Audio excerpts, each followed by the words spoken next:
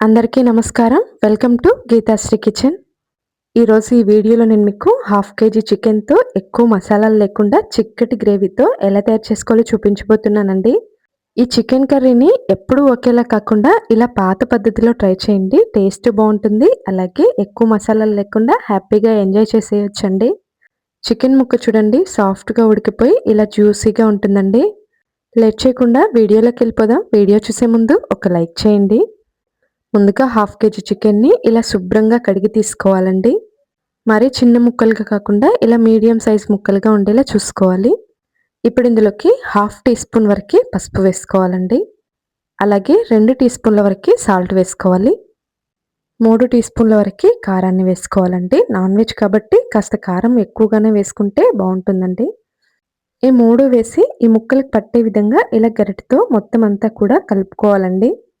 మనం వేసుకున్న పసుపు, సాల్ట్ అలాగే కారం ముక్కలకి ఈ విధంగా బాగా పట్టించుకొని 10 నిమిషాల పాటు పక్కన పెట్టేసుకోవాలి. ఇప్పుడు ఒక మిక్సీ జార్ తీసుకొని అందులోకి 2 పెద్ద సైజు టమోటాలని ఇలా కట్ చేసి వేసుకోవాలండి.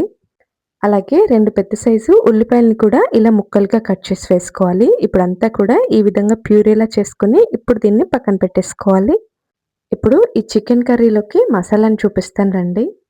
1 ఇంచు దాల్చిన చెక్క, కొన్ని ధనియాలు, అలాగే కొన్ని లవంగాలు, కొంచెం షాజీరా, జీలకర్రని ఈ విధంగా పొడి చేసి పక్కన పెట్టేసుకోవాలి. ఇప్పుడు స్టవ్ ఆన్ చేసి కడాయి పెట్టేసుకొని మనం ముందుగా కలిపి పక్కన పెట్టుకున్న చికెన్ని 2-3 నిమిషాల పాటు ఇలా కలుపుకుంటూ ఫ్రై చేసుకోవాలండి. మరీ ఎక్కువసేపు చేసామంటే అడుగంటిపోతుందండి. 2-3 నిమిషాలు ఈ విధంగా ఫ్రై చేసుకోవాలి. అంతా కూడా ఇలా కలుపుకొని 2 నిమిషాల తర్వాత ఇప్పుడు ఇందులోకి 3 టేబుల్ స్పూన్ల వరకు ఆయిల్ వేసుకోవాలండి. ఇది నాన్ వెజ్ కాబట్టి ఆయిల్ కాస్త ఎక్కువగానే పడుతుందండి. అప్పుడే మనకి టేస్ట్ అనేది బాగుంటుంది. ఇప్పుడు వేసుకున్న 3 టేబుల్ స్పూన్ల ఆయిల్ మొత్తం ఈ చికెన్‌లో కలిసే విధంగా బాగా కలుపుకోవాలండి. ఆయిల్ వేసుకుంటున్నప్పుడు స్టవ్‌ని లో టు మీడియం ఫ్లేమ్‌లో ఉంచుకొని వేసుకోవాలి. అప్పుడే మనకి చికెన్ అనేది అడుగంటకుండా ఉంటుందండి.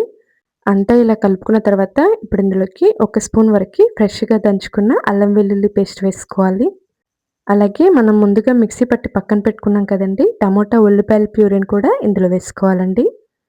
ఈ రెండింటిని వేసుకున్న తర్వాత ఇప్పుడు స్టవ్‌ని మీడియం టు హై ఫ్లేమ్‌లో ఉంచుకొని ఇలా మొత్తం అంతా కూడా ముక్కలకు కలిసే విధంగా కలుపుకోవాలి. అంతా కూడా కలిసే విధంగా ఇలా కలుపుకున్న తర్వాత ఇప్పుడు దీనిపైన మూత పెట్టేసి 5 నిమిషాల పాటు అలాగే వదిలేయాలండి. మరీ ఎక్కువసేపు అవసరం లేదండి. 5 నిమిషాలు ఉడికించుకుంటే సరిపోతుంది. ఇక్కడ నేను 5 నిమిషాల తర్వాత మూత తీసి చూపిస్తున్నాను చూడండి. ఈ విధంగా లైట్‌గా ఆయిల్ పైకి తేలుతుందండి. ఇప్పుడు మళ్ళీ ఒకసారి దీన్ని మొత్తం అంతా కూడా ఇలా బాగా కలుపుకోవాలండి. ఇప్పుడు ఇందులోకి మనం ముందుగా పొడి చేసి పక్కన పెట్టుకున్న మసాలా పొడిని ఇందులో వేసుకోవాలి. ఈ మసాలా పొడి మొత్తం ముక్కల్లో కలిసే విధంగా బాగా కలుపుకోవాలండి. తక్కువ చికెన్ నుండి ఎక్కువ గ్రేవీ కావాలి అనుకుంటే ఇలా ట్రై చేయండి. టేస్ట్ మాత్రం సూపర్‌గా ఉంటుందండి. మొత్తం అంతా కూడా ఈ విధంగా కలుపుకున్న తర్వాత ఇప్పుడు ఇక్కడ నేను ముక్కని తీసి చూపిస్తున్నాను చూడండి. మనకి ఆల్మోస్ట్ ముక్క అనేది 60-70% ఉడికిపోయి ఉంటుందండి. ఇప్పుడు ఇందులోకి మీ గ్రేవీకి సరిపడా వాటర్‌ని వేసుకోవాలి. ఇక్కడ నేను హాఫ్ కప్ వరకి వాటర్ వేసుకుంటున్నానండి. ఇప్పుడు దీనిపైన మూత పెట్టేసి మళ్ళీ ఓ 5 నిమిషాల పాటు ఉడికించుకోవాలి. ఇక్కడ నేను 5 నిమిషాల తర్వాత మూత తీసి చూపిస్తున్నాను చూడండి. ఆయిల్ మొత్తం ఇలా పైకి తేలిపోయి అంతా కూడా చక్కగా ఉడికిపోయి ఉంటుందండి.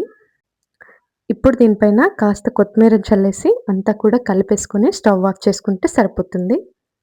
అంతేనండి. ఎక్కువ మసాలాలు లేకుండా సింపుల్‌గా చికెన్ కర్రీ రెడీ అయిపోయింది. Thanks for watching.